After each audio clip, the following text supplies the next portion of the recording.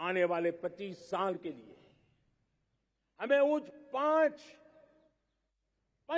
प्राण पर अपनी शक्ति को केंद्रित करनी होगी, अपने संकल्पों को केंद्रित करना होगा, अपने सामर्थ्य को केंद्रित करना होगा और हमें उन पंच प्राण को लेकर के 2047 जब आजादी के 100 साल होंगे, आजादी के दीवानों के सारे सपने पूरे करने का जिम्मा उठा करके चलना होगा।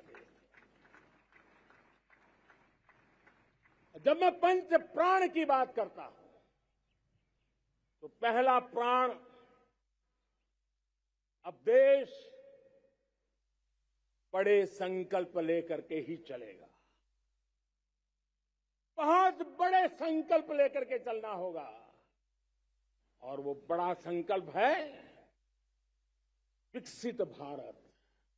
अब उससे कुछ कम नहीं होना चाहिए, बड़ा संकल्प। दूसरा प्राण है किसी भी कोने में हमारे मन के भीतर, हमारे आदतों के भीतर गुलामी का एक भी अंश अगर भी अभी भी है तो उसको किसी भी हालत में बचने नहीं देना। अब 100%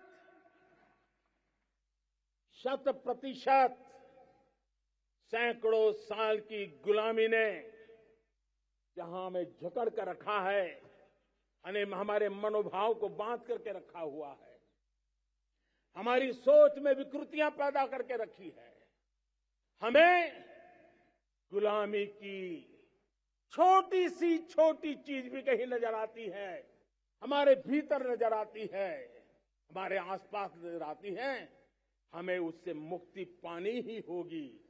ये हमारा दूसरी प्राण शक्ति है। तीसरी प्राण शक्ति, हमें हमारी विरासत पर गर्व होना चाहिए, हमारी विरासत के प्रति, क्योंकि यही विरासत है जिसने कभी भारत को स्वर्णिम काल दिया था और यही विरासत है जो समयानुकूल परिवर्तन करने की आदत रखती है, यही विरासत है जो काल बाह्य छोड़ती रही है, नित्य नूतन स्वीकारती रही है। और इसलिए इस विरासत के प्रति हमें गर्व होना चाहिए। चौथा प्राण, वो भी उतना ही महत्वपूर्ण है और वो है एकता और एकजुटता। 130 करोड़ देशवासियों में एकता, न कोई अपना न कोई पराया। एकता की ताकत एक भारत श्रेष्ठ भारत के सपनों के लिए हमारा चौथा प्राण है। और पांचवा प्राण है नागरिकों का कर्तव्य। नागरिकों का कर्तव्य जिसमें प्रधानमंत्री भी बाहर नहीं होता है, मुख्यमंत्री भी बाहर नहीं होता है, वो भी नागरिक है।